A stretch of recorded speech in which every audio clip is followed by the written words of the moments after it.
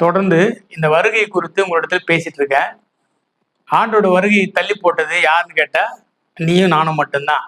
நான் உன் மேல மட்டும் பொறுப்பு போடல, நீங்களும் நானும் நம்ம எல்லாரும் சேர்ந்து தான் அவரோட வருகையை தாமதமாக்கி கொண்டிருக்கிறோம். உதாரணமாக, இன்றைக்கு வந்தால் ஐயோ எங்க வீட்டுக்காரர் வர முடியாத, எங்க மனைவி வர முடியாத, எங்க பிள்ளைங்க வர முடியாத, பெற்றோர் வர முடியாத, இப்படி நிறைய பேர் காரணம் நினைச்சிட்டு இருக்கோம். முதல்ல நீயே போக முடியாத, no no no no I am perfect சொல்லிட்டல்ல, அதனால தான் நீ போக முடியாதுன்னு ஆண்டு சொல்றாரு.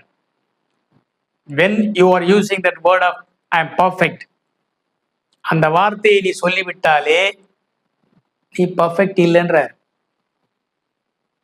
அதனால்தான் பவுல் சிறப்பா சொன்னாரு, நான் பிரதான பாவி.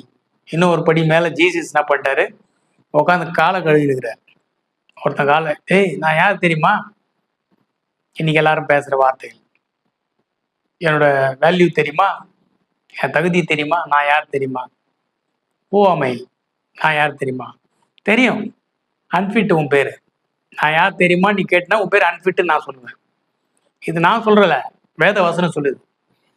நான் ஒன்றும் இல்லை அப்படின்னு யாரும் சொல்றீங்கன்னா நீ தான் ஃபிட்டு.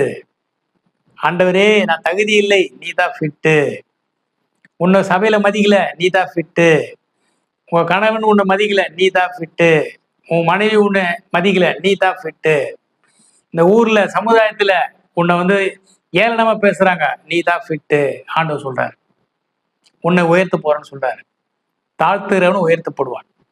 இதுதான் பரலோகத்துக்கு போறதுதான் தகுதி உனக்குள்ள. ஆவியில் எளிமை உள்ளவர்கள், அதான் தகுதின்றார். ஸோ இன்னைக்கே நீங்க டிக் பண்ணிக்கங்க, நீ பரலோகம் போக தகுதியா இருக்கான்னு கேட்டா, யாரு கூடவும் எனக்கு சண்டை இல்லை, எல்லாரு கூடவும் நான் சமாதானமா இருக்கிறேன். நீ சமாதானமா இருந்தா போதும், அவன் கூட சமாதானமா இல்லை அதை பத்தி நீ கவலைப்பட தேவையில்லை. பார்த்தா நீ சோத்திரம் பண்ண உன்னால முடியுதா? அவன் சாத்தான் ஆண்டவரு, அவன் பிசாசு, அவன் பின்மாற்றக்காரன், அவன் வந்து தப்பு செஞ்சவன். அந்த அம்மா எப்போ பார்த்தாலும் கெட்ட வார்த்தையை பேசினாக்குது, அந்த அம்மா சரியில்லை, அதுகிட்ட நான் போய் நீ போய் உறவாட தேவையில்லை. கூடுமானால் உங்களால் ஆன மட்டும் எல்லாரோடும் சமாதானமா இருங்க. முடிஞ்சாதான். முடியலையா, பார்த்த சோத்திரம் சிஸ்டர், சோத்திரம் பிரதர் சொல்லிட்டு போயிட்டாரு, அடுத்த வேலையை பாரு. உள்ள வைராக்கியம் வச்சிருக்காதுன்னு சொல்றாரு. சண்டை போட்டுட்டு பேசாம இருந்துட்டு இருக்கீங்கல்ல, காலையில சண்டை போட்டா சாயந்தரம் பேசணுமா, இல்லைன்னா அது மரம் வளர்ந்து போயிருக்குதான் உள்ள, பாத்துங்க. ஏன்னா கண்ட சகோதரனிடத்தில் அன்பு கூறாதவன் காணாத தேவனிடத்தில் நீ எப்படி அன்பு கூற முடியும்? No chance at all. ஏன்னா ஆண்டவர் சொல்றாரு, அந்த சகோதரன் வந்து சகோதரன் இல்லை, அவன் தான் ஆண்டவருடைய பிள்ளைன்றார்.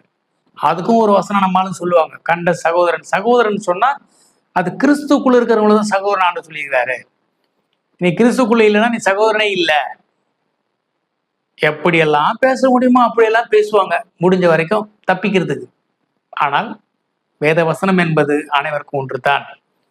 இன்றைக்கு ஆண்டோட வருகைக்கு நீ போக ஆயத்தமா இருக்கிறாய் என்றால், அனைவரோடும் யாவரோடும் நீ சமாதானமா இருந்தால் பரலோக ராஜ்யம் போக முடியும். இல்லை என்றால் சத்தியமாக சொல்லுகிறேன், நிச்சயமாக சொல்லுகிறேன், நீ எத்தனை வருடத்துக்கு கிறிஸ்தவனாய் இருந்தாலும், நீ எத்தனை வருடம் ஊழியம் செய்திருந்தாலும், நீ எவ்வளவு ஆத்துமாக்களை ஆதாயப்படுத்தியிருந்தாலும், யூ ஆர் அன்ஃபிட். நான் சொல்ல, வேதவசனம் சொல்லி இருக்கிறது, நீ தகுதி இல்லை.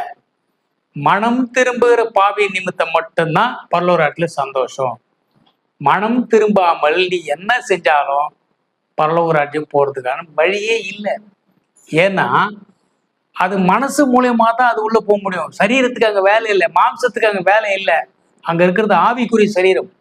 மாம்சமும் ரத்தமும் அங்க போவாது, அங்க போறது ஆவிக்குரிய சரீரம் மட்டும்தான். ஸோ ஆண்டோட வருகைக்கு ஆயத்த பாருங்கள். கர்த்தரோட வாழ்க்கையிலே மாபெரும் அதிசயங்களை செய்ய காத்திருக்கிறார். அவரோட வருகைக்கு நீ போக வேண்டும் என்றால் உன்னை நீ நிதானித்து தெரிந்து கொள்.